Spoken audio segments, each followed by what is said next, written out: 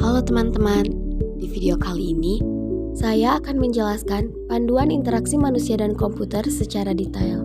Sebenarnya apa sih interaksi manusia dan komputer itu? Interaksi antara manusia dan komputer atau IMK adalah ilmu tentang perencanaan dan desain, tentang bagaimana manusia dan komputer bekerja sama sehingga kebutuhan manusia itu terpenuhi dengan cara yang paling efektif. Dengan kata lain, interaksi antara manusia dan komputer itu sendiri adalah serangkaian proses, dialog, dan kegiatan yang dilakukan oleh manusia untuk berinteraksi dengan komputer yang keduanya saling memberikan masukan dan umpan balik melalui sebuah antarmuka untuk memperoleh hasil akhir yang diharapkan. Di sini aku bakal ngejelasin poin-poin panduan IMK secara detail. Poin pertama ada konsistensi. Konsistensi sangat dibutuhkan antar halaman dalam satu aplikasi ataupun antar aplikasi yang masih berhubungan. Gunanya adalah supaya user tetap dapat mengenali halaman yang dilihat masih memiliki hubungan dengan aplikasi yang digunakan. Dengan demikian akan membuat user nyaman dalam mengeksplorasi aplikasi tanpa takut berpindah aplikasi. Jadi maksudnya ketika kita membuat rancangan desain antarmuka, kita harus konsisten dengan desain awal kita. Jadi nanti pengguna tidak akan merasa bingung dengan perbedaan antar halaman dalam aplikasi kita. Konsistensi dibagi menjadi 3. Internal konsistensi yaitu penggunaan yang konsisten pada hal-hal seperti format perintah, simbol, posisi objek, kotak-kotak dialog, dan lain-lain dalam sebuah aplikasi yang diberikan. Eksternal konsistensi yaitu konsisten antara perangkat software pada jalur yang diberikan Mac and PC. Contohnya, penampilan fungsi dan posisi menu pada semua aplikasi.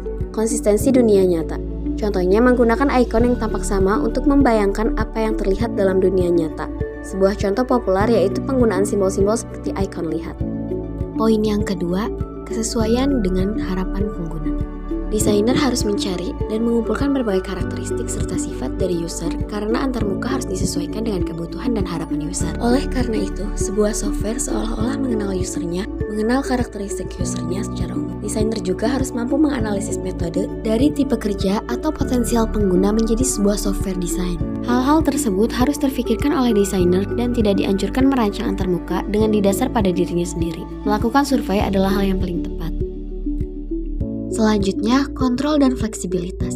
Desain seharusnya dapat memenuhi kebutuhan pengguna dari yang amatir hingga profesional. Jika memungkinkan, pengguna dapat menyesuaikan antarmuka untuk mencocokkan gaya kerja mereka sendiri. Maksudnya, pengguna yang memegang kendali interaksi. Misalnya, aksi dihasilkan dari permintaan pengguna. Aksi dapat diinstruksi dan dihentikan oleh pengguna. Memungkinkan pengguna untuk melakukan kustomisasi aspek-aspek antarmuka, namun di samping itu tetap menyediakan pengaturan default.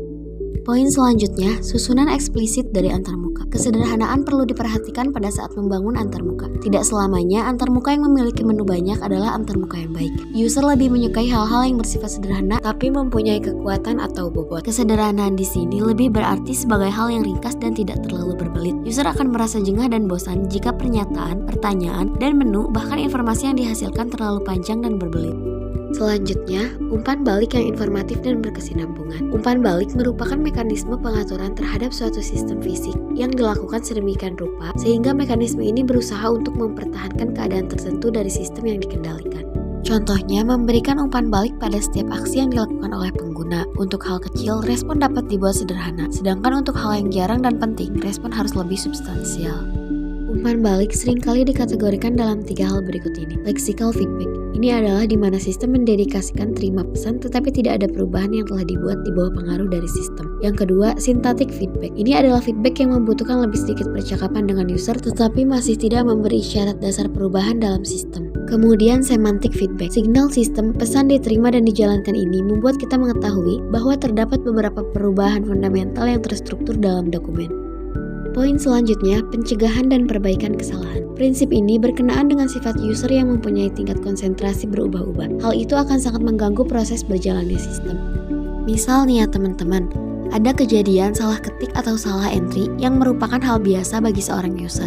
Akan tetapi, hal itu akan dapat mengganggu sistem dan akan berakibat sangat fatal. Karena salah memasukkan data 1 digit atau karakter saja, informasi yang dihasilkan akan sangat dimungkinkan salah. Oleh karena itu, perancang haruslah merancang suatu kondisi yang mampu mengatasi dan menanggulangi hal-hal tersebut.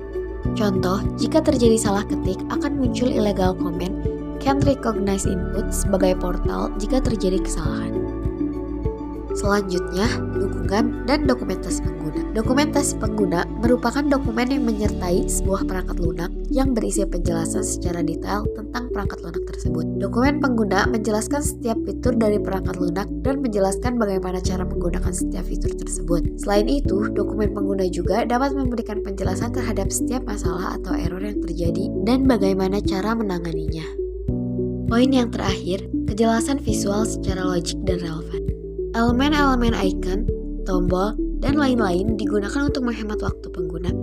Gunakan peraturan-peraturan standar huruf kecil dan huruf besar daripada hanya menggunakan huruf besar semua. Tata bahasa dan tata baca yang salah dapat memperlambat kecepatan membaca.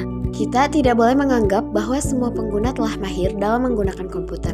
Oleh karena itu, user interface perlu dibentuk sedemikian rupa sehingga lebih mudah dimengerti dan digunakan. Bentuk dan pembangunan user interface perlu dilihat sebagai salah satu proses utama dalam keseluruhan pembangunan suatu sistem. Rekayasa bentuk user interface merupakan suatu proses yang kompleks dan memerlukan daya kreativitas yang tinggi, pengalaman, analisis yang terperinci, dan pemahaman terhadap kebutuhan user.